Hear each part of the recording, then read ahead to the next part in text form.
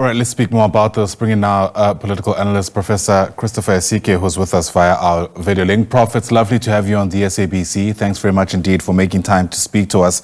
From where you're sitting, is it a question of if or when Iran will respond?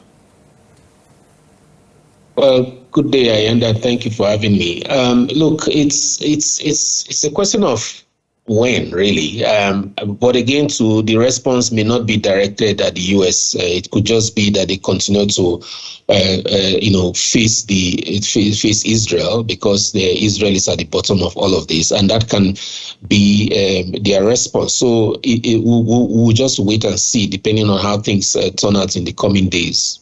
Yeah, the UN Security Council, of course, expressing their own concerns about what's currently taking place. And for me, it raises questions about the effectiveness of these multilateral institutions. It seems this is an issue far outside the scope of the United Nations Security Council, given just how difficult it's been for them to stop any other war that's currently ongoing. Yes, indeed. It raises the questions about international institutions, right? They've not been able to do anything about this, and it's essentially because of the way the system is structured. The U.S. is bound to, veto any draft that condemns, their strike on Iran, and they would frustrate every effort to try and hold Israel accountable. So we really need to think of a new way of addressing, these kinds of crises, strengthen our multilateral institutions such as the UN, and probably really look at the veto once again, because superpowers, great powers, have abused this veto, just to advance their own national interests. Right. There's also been a lot of concerns about whether or not the U.S. airstrike was just about these nuclear targets, whether it's about just thumping down on the nuclear program. Questions about whether or not the U.S. is some way pushing for some kind of regime change in Iran for its own interests. What's your reading into that kind of commentary, that there was a whole lot more than what the U.S. claims in those attacks? Well, the problem is that we really don't know whether the U.S. itself knows what it is doing, because I would think that President Trump is very much aligned with whatever Netanyahu has planned for Iran.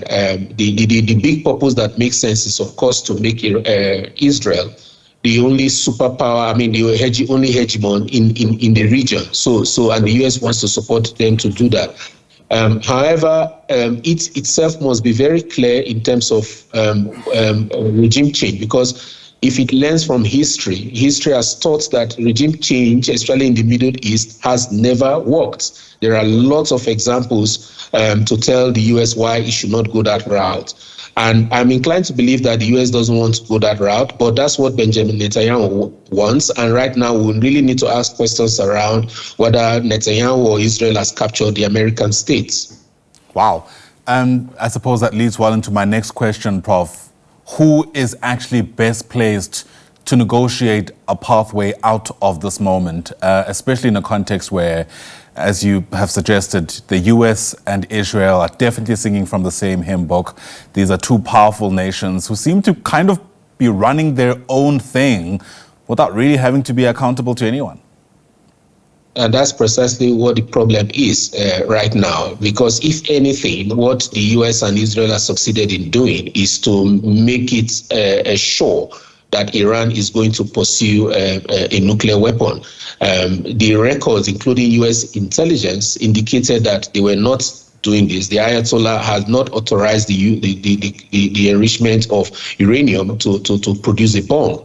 But the way that they have done this, I'm sure that the resolution in Iran now would be that we would definitely have to get that bomb to protect ourselves. Because, if Iran had a nuclear weapon, Trump or Netanyahu would not dare do what they did to Iran. I mean, they can't do that to North Korea, for example, right? So it means that having that weapon is a deterrence for sure, and they will do everything they can to achieve that. And even with these strikes, as I've seen in the reports, it is not really clear if they actually obliterated, if you were to use Trump's language, destroyed, if you were to use the Pentagon language, or degraded, if you were to use the chairman of the Joint Chief of Staff. It's not clear if they actually destroyed, as Trump implied, because if they did, we would have seen radiation coming from those sites, and there's none. So it's likely that if at all there were,